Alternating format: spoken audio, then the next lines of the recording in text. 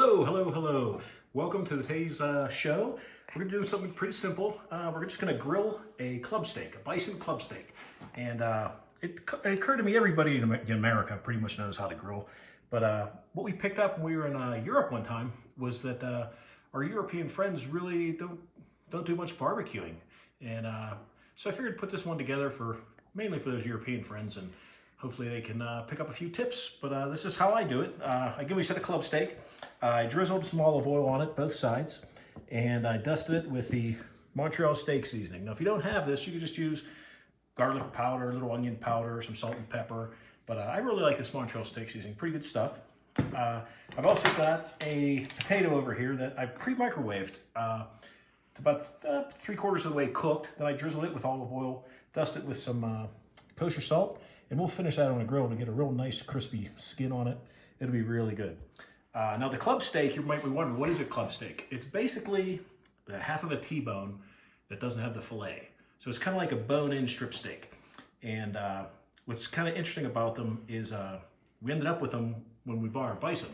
So we bought a whole half of bison, and it's pretty fun to do. And you get to tell the butcher exactly how you want everything cut. And since I wanted a rib roast, I didn't get any rib eyes. Those are my favorite steaks. But these are darn good.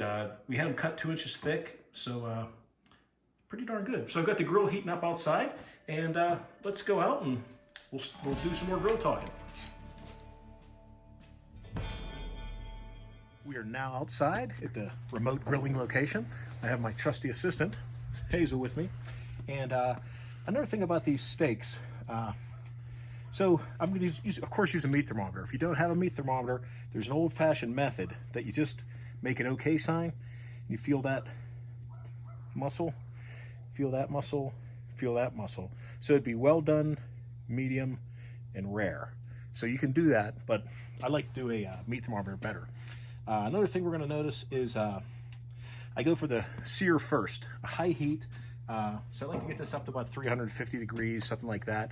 Searing heat. And I'm going to put it on there, for a secret, I'm going to put it on there so that the grill marks will all go this direction.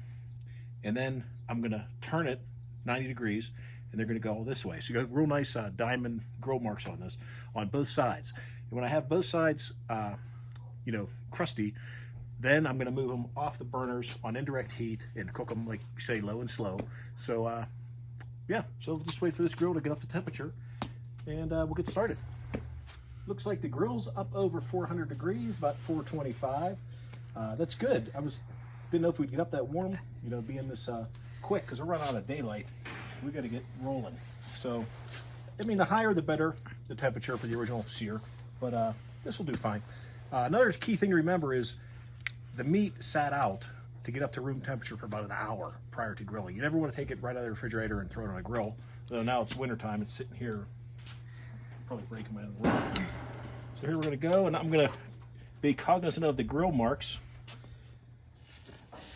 And there you go. So that's one, and you'll see the grill marks will be, running up and down. And then I'll turn it. And it's really a small point, but when it comes to barbecuing, the next realm for me is I like the grill marks.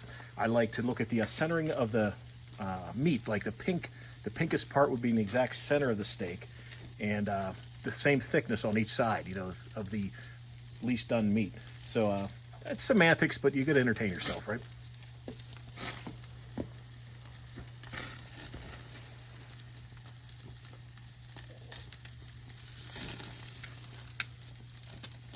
I'm going to close the lid to retain as much heat as I can. And this won't take long, just a few minutes. Okay, so I'm going to go ahead and give this a 90-degree turn. Probably move it out of those flames a little bit. And that should look pretty nice. Give it a few minutes, 2-3 minutes, not a lot of time. And we'll see the grill marks when we flip it over, see if we like them. Okay, I think we're going to take a chance. I'm going to flip this baby over and see what it looks like. There you have it, the nice grill marks, a little bit of crust form, really nice.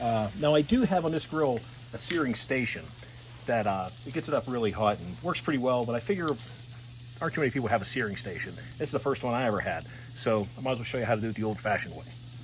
Okay, so a couple minutes there. We'll turn it again, and then we'll turn these burners off, put them over here or low and slow.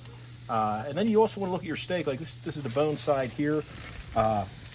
That's going to cook probably slower. So my final placement, I'll probably keep the thickest part towards the back of the grill. And that's where the most heat would be on the grill. So let's let this char up a little bit and we'll turn it. Okay, I'm going to go ahead and spin this another 90 degrees. Boy, these really look good, Pam, huh? Yeah, it looks awesome. And I'm going to turn it this way. And I'm also going to put the potato dusted with the kosher salt in. Just up there, and it can sit there nicely and kind of percolate. And let's get that going. Okay, that's been maybe 2 minutes now on that turn. I'm going to go ahead and check. I think it's going to be fine. Let's take a little peek, sneak peek. Yeah, that's going to be great. It's going to be great. Okay, so I'm going to put it back and try to line up the grill marks. Again, the same. Over here, shutting this burner off. I'm going to leave these 3 on, see if I can maintain a little under 400 for this. And we're going to go low and slow. A little secret ingredient, butter. I worked at a restaurant we were building out, and it was a pretty famous national chain. It kind of sounds like Schmooth Hisses. And their secret was a butter based at the end. And they used to say you sold the sizzle, not the steak. So when they pulled it out of the high heat, it was shh, and works out pretty well. Gives a good flavor. So we'll start adding butter probably on our flip. Whenever we flip, and then it'll get 1 coat on each side, and it'll be really good. Just for the heck of it, I am going to check this temperature. I don't expect it to be higher than maybe 95, maybe 100. Let's see what we have. There's 95, 101, 102, 102. So we're going to take this off, at 120 would be about the right temperature for medium rare. And keep in mind, it's going to gain 5 degrees as it tenses and rests.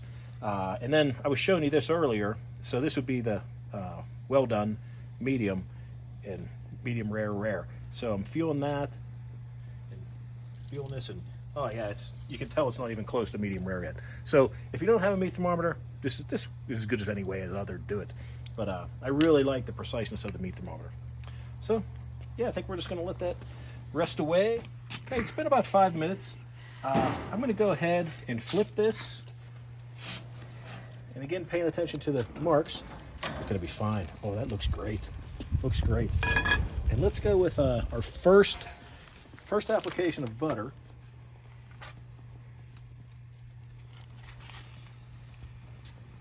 Put that on there.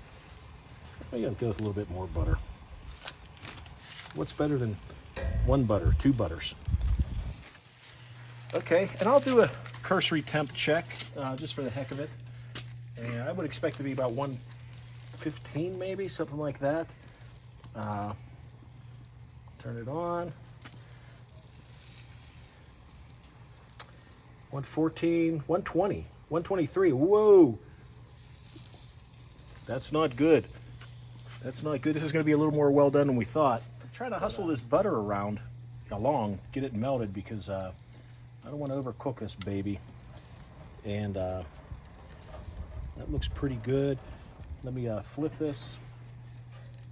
Get a little butter on the other side. And I might even roll that potato around, check that too, huh? Still has that little bit of crust. That looks good, huh? Oh, that looks awesome. Yeah. Hopefully you have night vision goggles for that camera, because we are about out of daylight here.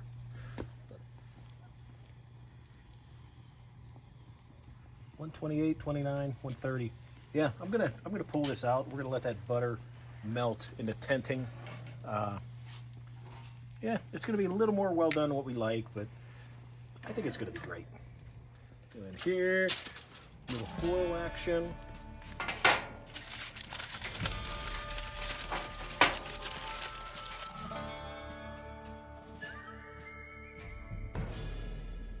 This looks beautiful.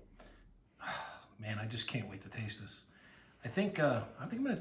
Well, should I try the loaded baked potato first? A little bit of cheese, parsley, bacon in there. Sounds good. Yeah, let me try a little little snippet of that. Who doesn't like bacon on a potato, right? 3D glasses.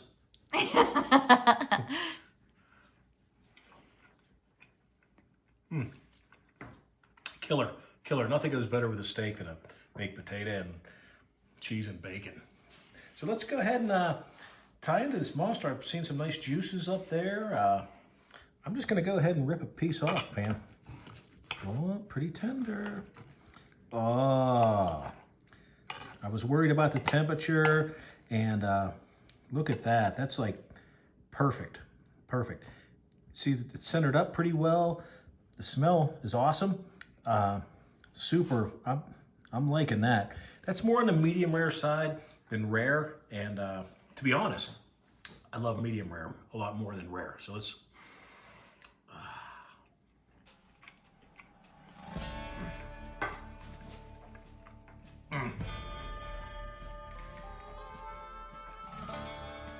I tell you, this bison is so stinking good.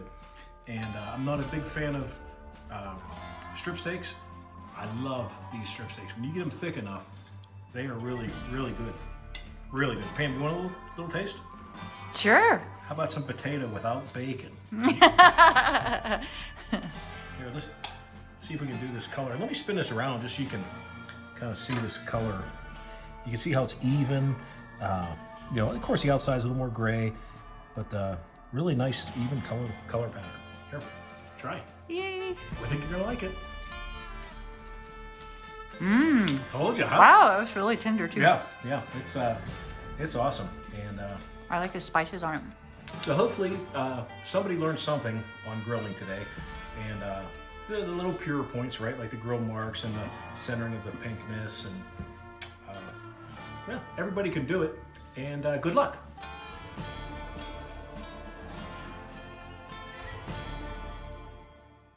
A restaurant we were building out, and it was a pretty famous national chain. So what is it, Pam? 120 Celsius? 48.9 Celsius, Oh. 120 degrees Fahrenheit. So our friends in Europe, who I understand now have adopted the metric system, you should easily be able to convert this recipe. And thankfully, a listener of ours, a subscriber of ours, informed me that it's not just Canada that does metric. And who knew? I thought with Brexit, they were going to go back and throw out the metric system. So I don't know what England's doing now. We got to call some of our people we know in England. I'm going for a well-done potato. Yeah, it's well done.